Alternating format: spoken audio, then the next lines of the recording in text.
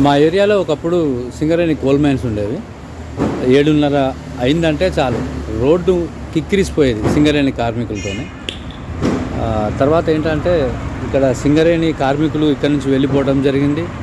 అలాగే ఇక్కడ ఎలాంటి కర్మాగారాలు కూలీలకు కానీ ఇక్కడ యువతకు కానీ పని కల్పించేవి ఏం లేకపోవడంతో ఉదయాన్నే మా ఊరి వాతావరణం ఏ విధంగా ఉంటుందంటే చూడండి ఒకసారి, నిర్మానుష్యంగా ఉంటుంది. ఇప్పుడు సుమారు టైం 7 కావస్తూ ఉంది. ఎలాంటి జనసంచారం ఉండదు. ఇక ఈ విధంగా ఉంటుంది, ఒకసారి చూడండి.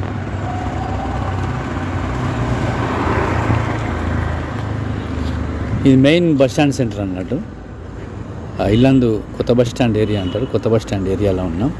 కార్మికులు ఇక్కడ సింగరేణి మీదనే ఆధారపడ్డ ప్రాంతం ఇది. సింగరేణి కోల్ మైన్స్ ఏర్పడ్డాకనే ఈ ఊరికి ప్రజలు వలస రావటం ఇవన్నీ జరిగినాయి అన్నట్టు. ఇప్పుడు ఆ కోల్ మైన్స్ మూతపడటంతో ఇక్కడ కార్మికుల సంఖ్య 500 లోపే ఉంది ప్రస్తుతం జనసంచారం లేక ఇది మెయిన్ రోడ్డు, ఇల్లందుకున్న ఏకైక ప్రధాన రహదారి పరిస్థితి ఇది. జనసంచారం ఉండదు, ప్రజలు బయటికి రారు, పనుల కోసం దూర ప్రాంతాలకు వెళ్ళాలి. కాబట్టి పరిస్థితి ఈ విధంగా ఉంటుంది.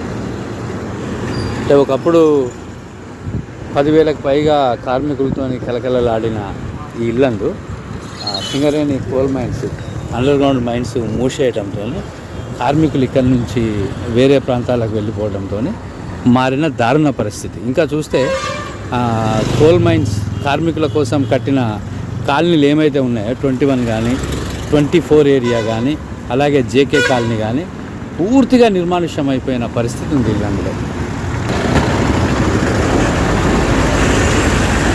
ఇది ఫ్రెండ్స్ పరిస్థితి చూశారు కదా. ప్రజలు జీవించేందుకు వాళ్ళకు ఉపాధి లేని ప్రాంతాలలో లేదా ఉపాధి ఎలాంటి వసతులు లేని ప్రాంతాలలో అది ఎంత పట్టణంగా రూపాంతరం చెందినా సరే కార్మికులు అనే వాళ్ళు లేకపోతే, యువతకు పని లేకపోతే ఆ ప్రాంతాలు ఇలా బోసిపోవడం మాత్రం ఖాయం.